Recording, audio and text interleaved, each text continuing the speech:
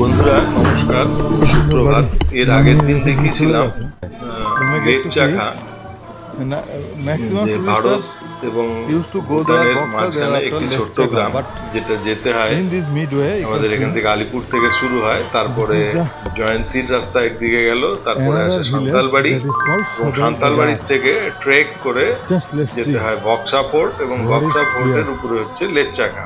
আপনারা দেখতে পাচ্ছেন সামনে একটা কুকুর বা সারমেয় আমার সামনে যাচ্ছে, এবং আমি আজকে সকাল সকাল রওনা দিয়েছি লেপচাখার দিকে, এবং সেখান থেকে আমার সর্বক্ষণের সঙ্গী ছিল ওদের এলাকার বিভিন্ন কুকুর, যারা আমাকে রাস্তা দেখিয়ে গেছে, এবং এই গ্রামে প্রবেশের মুখে এই কুকুরটি রাস্তা দেখিয়ে নিয়ে যাচ্ছে। এবং এটা কিন্তু একটা কুকুরের বিশেষ গুণ যে তারা অতিথিকে এইভাবেই অভ্যর্থনা করে।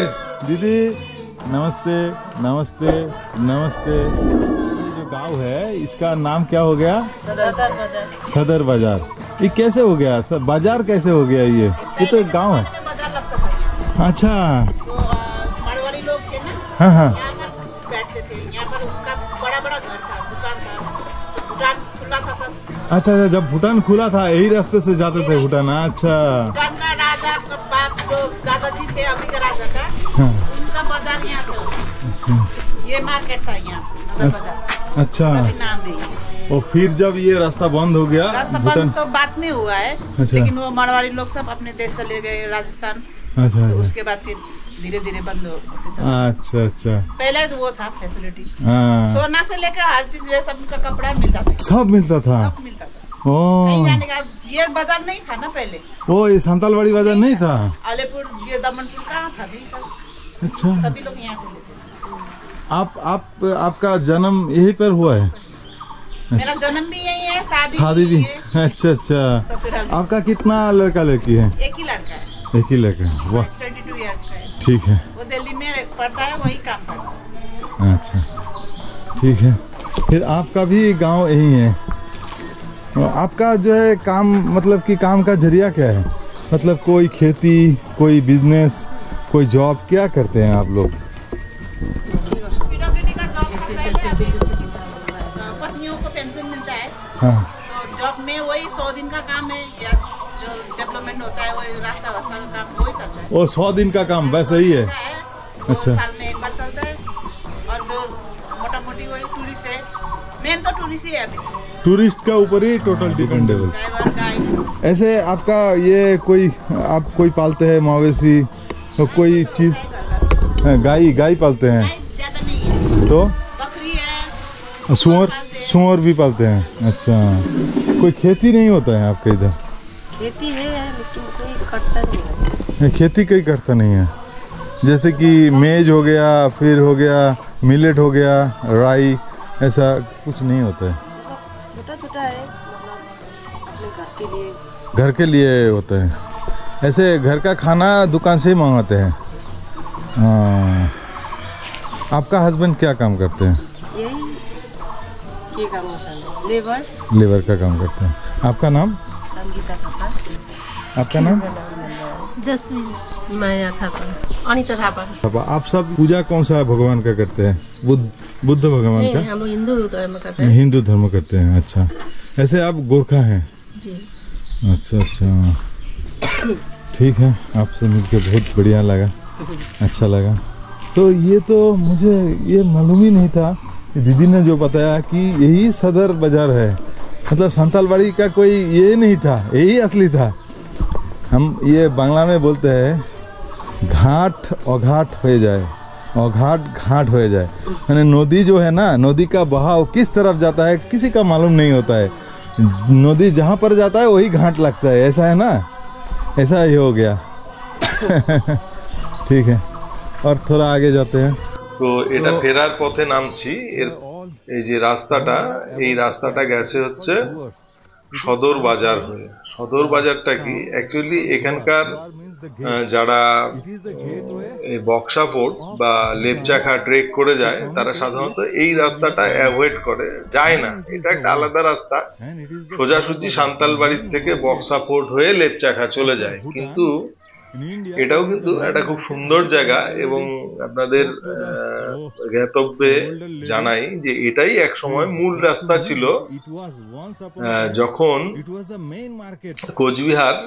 কোচবিহার রাজের আমলে কোচবিহার থেকে ভুটান যাওয়ার এখান দিয়ে এই রাস্তাটাই ছিল ট্রেড রুট, এবং তার মধ্যে এই সদর বাজার জায়গাটা ছিল একটা বড় বাণিজ্য কেন্দ্র, যেখানে এই ভুটানের সঙ্গে আন্তর্দেশীয় বাণিজ্যে প্রেশিয়াস মেটাল থেকে শুরু করে সব ধরনের জিনিসপত্রের কেনা বেচা এখানে হতো। এবং সেই সময় সমস্ত বিত্তবান মারোয়ারিরা এই জায়গাতে বাস করতেন, এবং সেখানে সোনা রূপার থেকে শুরু করে সব ধরনের মূল্যবান জিনিসপত্রের আদান প্রদান এখান থেকেই হতো।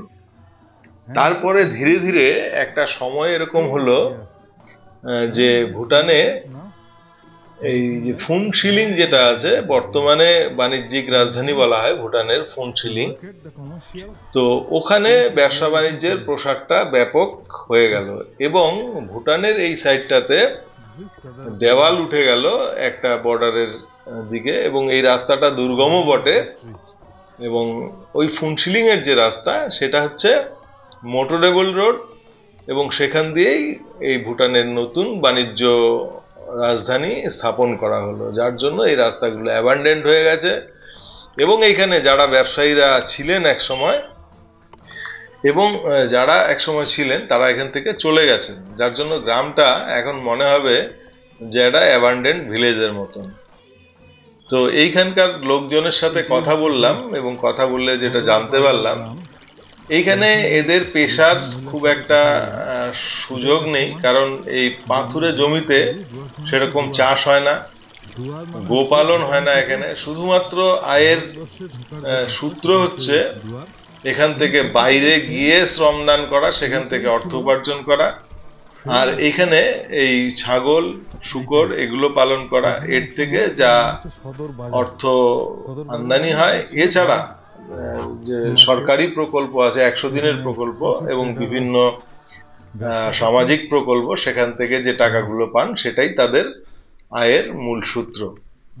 তবে এই গ্রামটা খুবই ভালো লাগলো, গ্রামটা ঘুরে দেখলাম, এখানে সব সুন্দর সাজানো গুছানো বাড়ি, এবং এটা ছিল রবিবার, তো প্রার্থনার দিন। এখানে ছোট্ট একটা চার্চ আছে যেখানে প্রার্থনা সঙ্গীত হচ্ছে, খুবই সুন্দর একটা অ্যাটমসফিয়ার, তো সেটাই ঘুরে দেখলাম এবং আপনাদের দেখানোর চেষ্টা করলাম। দেখতে থাকুন, সঙ্গে থাকুন, আমি ভবঘুরের সঙ্গে থাকুন।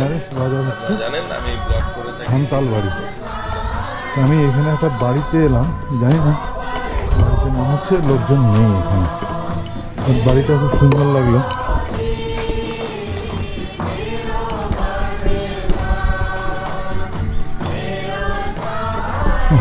এত সুন্দর বাড়ি বানিয়ে রেখে দিয়ে চলে গেছে, কোনো লোক নেই। ভাবুন একবার,